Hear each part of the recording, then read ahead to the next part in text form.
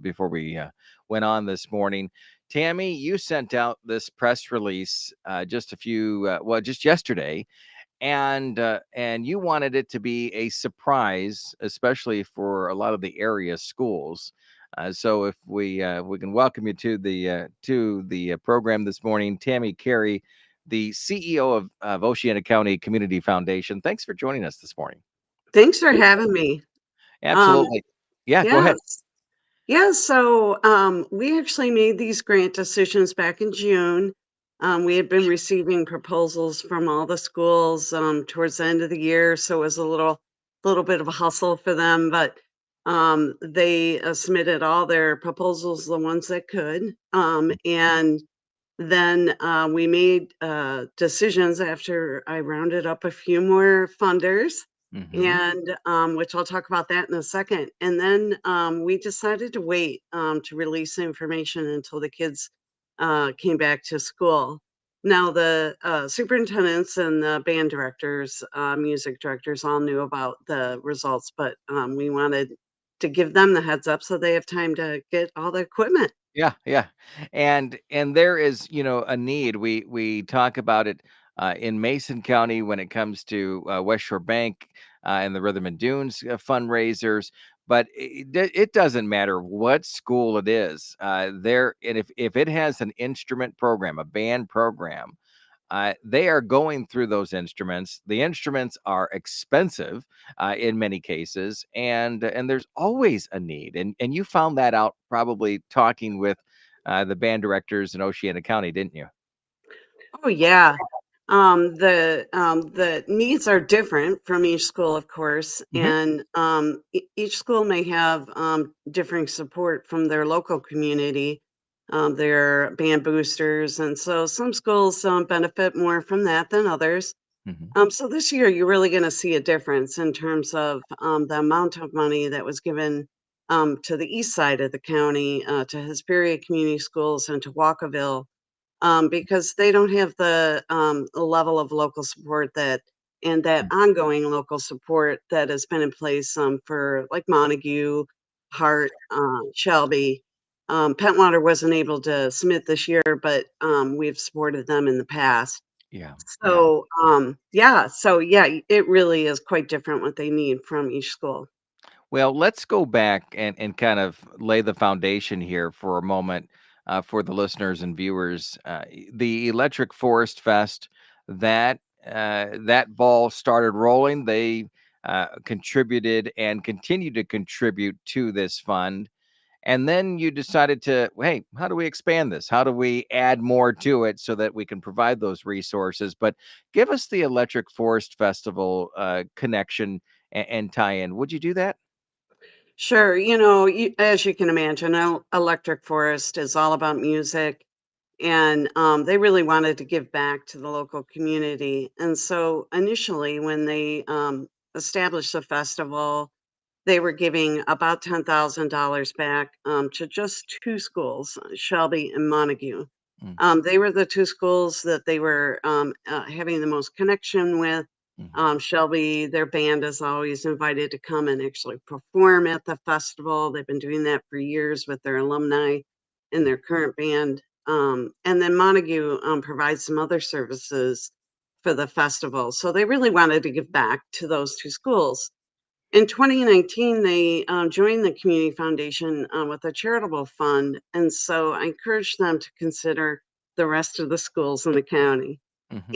And that first year, their $10,000 then was spread across all the schools based on the needs that were presented by the band directors. Okay. So, and then we went into COVID. They didn't have the festival for a few years. And then when they came back in 23 with their charitable contribution, um, I looked around and we had a lot of other donors that were interested in supporting music education in our family of funds, so to speak, with the Community Foundation. Mm-hmm. And so 9 other funders came in and tripled their contribution. So we were Wow. able to allocate $30,000. Yeah. Based on that momentum, this year it was no problem at all, and we quadrupled that. So we're able to have a pool of dollars of close $40,000. That's incredible. Yeah, yeah. Does And it it was really great because, the band directors and, music directors had already submitted their proposal, but I ended up with more money than proposals, hmm, requests, and so I asked a couple of schools, like, Okay, do you need anything more?" And they're like, wow. "What?" You know, so Yeah, that doesn't happen all the time. That rarely does that happen. Usually it's, running out of dollars and then gotta wait till next year or, kind of, figure out, a solution there. Give us some examples of what was able to be purchased or committed, and then we'll talk specifically about Walkerville because I think that's a huge part of this story. yeah, so Hart, gave, quite a few, instruments that they needed, for their band, baritone saxophone, a trombone, a clarinet, all new instruments, and their request was around $7,500, which we were able to fully fund. Wow. Um, Hesperia had a really interesting, application. They really, needed to replace their marching drum, set, with harnesses, the stands, the rim guards, all that stuff. But Mhm. then their music, director also said, "Hey, we really need a whole new sound system, for that will service both our music band and choir needs." And Mhm. so that was around $8,000. So between the two, we were able to allocate $13,000, which almost fully covered all of those needs. Wow. Montague and Shelby's requests were a little more modest, but like I said, we were able to expand those requests for them by asking them, what else could you use? Again, it was quite a bit of marching band, drum information, equipment that was needed. And then Montague focused a little bit more on portable recording equipment Mhm. because they wanted to be able to service both their choir and their band and work on their commitment to excellence by having Yeah. this commitment, this recording Huh, that's pretty neat. equipment. Yeah, and I You didn't talk about Walkerville yet, but Yeah, no, I think that's great. Well, and you think about it, when this kind of takes the pressure off of parents a little bit, and mhm. students to be able to, because part of it is still going to be fundraising and we've got band camps and travel and all of that happens. Elephant ears, all those Yeah. things. Yeah. Yes, there's still gonna be that part of it, but to be able to really take a huge chunk out of that, I think that's great. And then Walkerville, the middle school in particular, uh Yeah, yeah. So last year, we were able to allocate quite a bit of funding that they needed in order to jumpstart their their elementary school program. So last year we were able to allocate about $7,500, and there was some additional funding from another funder to buy ukuleles for all the third graders. uh, Um, so with all the equipment that they received last year, they were able to jumpstart their elementary music program. Now, that's Walkerville's been without a band or music director for 5 years, mm, and so, they hired a, woman fresh out of, college, Alessandra Dronchi, and she has just been working hard trying to rebuild that entire program out there, getting the instruments back out of the closet and seeing what works and what doesn't, and that's kinda what we're working on now is, let's, refurbish instruments, let's, get replacements, maybe used if let's get some donations. They were really asking us to plug, does anyone have some donations of equipment that would help them replace some of the equipment that just can't be saved coming out of that closet after yeah. 5 years? Yeah, absolutely. And we do see the wear and tear of instruments. It's a pretty quick process because there's a lot of practicing that happens, and of course, if something is collecting dust and wearing away over time, that can that can certainly make an impact there. Do you feel pretty good in regards to the conversations that you are having with Walkerville and the future of the band program there, and what you could see even in multiple years of funding coming their way? Yes, Walkerville's got a really fun story as well. We've been conducting these community assessments across Oceana County. It's kind of a listening tour, trying to get to better understand all these little pockets of our county because we're very geographically dispersed. Hmm. When we went out and did our community assessment in Walkerville a year ago, that was one of the things the community talked about so much. We really miss our band. And the school is like in most communities, your school is like your local hub. Yeah. In very rural communities like Walkerville, it is the hub. Hmm. And so they miss being able to go to those concerts and enjoy the music that the kids made. And so they wanted to support their school however they could. And so we, as the or the entity that initiated these assessments, we also take on some responsibility in terms of follow up and Okay. wanting to encourage some of those projects that the community talked about. So I did a lot of phone calls with Alessandra, encouraging her to like think think bigger. Yeah. Well, and you're able to help her network, and all the other Yes. band members and resources there. Yes. Wi Oh, she did an amazing job doing that herself too. Yeah. with the allocation of funds, was it just for the band programs, or did it, was there other, beneficiaries in regards to the, quadrupling of the funds this year? Yeah, we did get a little more requests coming from the music departments or choir. Mhm. Um, and we're really Electric Force has no stipulation in terms of it just is for band. It can be for any musical need Mhm. at any grade in the schools. And so I did reach out to the elementary music directors, and maybe they didn't understand where I was coming from because I didn't hear from any of them. Oh, okay. So, Well, hopefully um, that changes now that yeah, you're, I we'll mean, be working on that, getting yeah, the word out yeah. and making sure that everybody knows this is an opportunity that they can submit requests for. Yeah.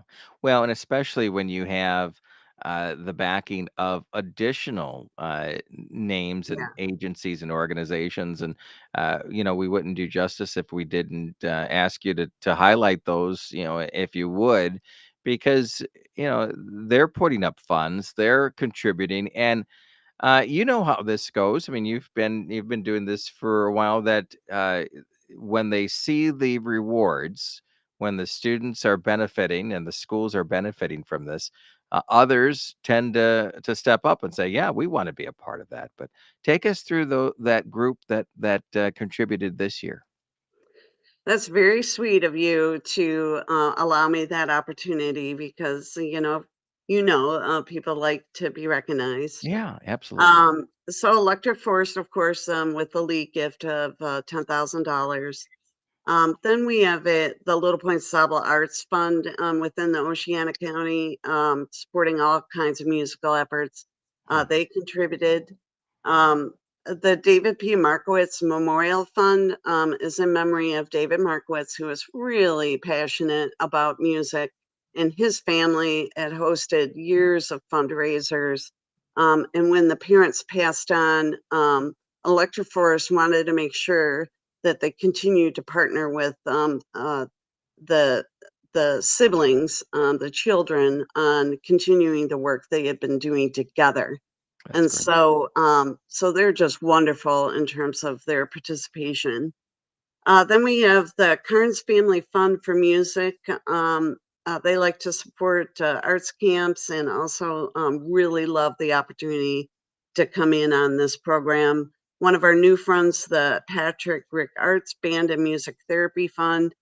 Um, the Happy Farmers Art of Living Fund, they're all about music and sustainable living. Hmm.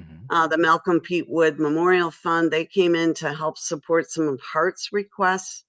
the Randy and Linda Wagner Family Fund, always a wonderful contributor into this program. And then a couple special stories here. Edward and Evelyn Kolbe Family Fund. Ed and Evelyn have since passed on, but their successor advisors, their two sons, are advising on the fund. This fund just supports Hesperia, Hmm. and they covered the entire cost for the new marching drums, bass Wow. drums out there in Hesperia. And one of the sons was fondly recalling his days Yeah, participating in the band. He was really geeked to be able to support this. that's And then cool. the last funder who actually matched Electric Force with $10,000 with the JT Sackett Memorial Fund, a Yeah. special uh, foundation friend who loved the opportunity to recognize and support students in their musical Wow. efforts. So And, thanks for and letting me go through that list. yeah, absolutely. Well, it's got to be rewarding for all of those funds and individuals, and like you'd mentioned with Hesperia, for that to come full circle, for that Yeah. I think that's really neat. There are probably more stories that will come out of this, and we'd Oh, love to yeah. connect with you, yeah, throughout the year and see that. And I love how, and if the listeners and viewers didn't pick up on that, that it wasn't just here's the funds, go ahead and purchase what you need. You're doing a lot of that follow up and making sure that you can enhance that, even if it's not monetary. It's the benefit of ideas and brainstorming and connections and all of that. And I think there's going to be a lot of fruit that can be the reward over the next year for those programs. Oh, it's I relationship building all around and connecting those resources to the community needs. That's what Community Foundation is all about. And I've been in the seat for 22 years, and so it's such a labor of love for me. I love Yeah. doing it. Well, and congratulations for that period of time and all that you do. Thank you for Yeah. that, and looking forward to it. So I'll leave the last word to you. If we've missed anything that you'd like to share with the listeners or viewers this morning, but of course we'll definitely have you back on with us in the future. But anything that we missed talking about today. I don't think so. I think, excuse me. I think as the kids get into the band rooms and the choir rooms and see what's new, Mhm. and the stories start flowing back to me, we'll be sharing more on our social media. We plan to do a big, nice spread in our upcoming annual report that'll be out in November. Mhm. So we'll be sure to share more stories and pictures then. But next year maybe I'll see if others want to participate in this, and we'll see Mhm. what kind of pool of dollars we can Yeah. develop. It doesn't have to be only funds inside of the foundation. Anybody can help contribute to this opportunity for the schools. Absolutely. And you hinted on something very early, and I think it's reality is that when it comes to small community schools, rural community schools, the focus or the funds might not be as plentiful in those areas, but there's still effort, there's still energy, and there's still a want, I guess, and a need to for the performing arts and other activities. And so being able to hear this story and see that our rural community schools are benefiting and to the point where they're receiving exactly what they need or that list. I think that's pretty powerful. So Tammy, I appreciate you sharing this with us this morning. Yeah, thanks for having me. It's been a lot of fun to talk with you this morning. Absolutely. Tammy Carey, the CEO of the Oceana County Community Foundation, and we'll connect again in the future. And thanks for being a part of the conversation this morning, Tammy.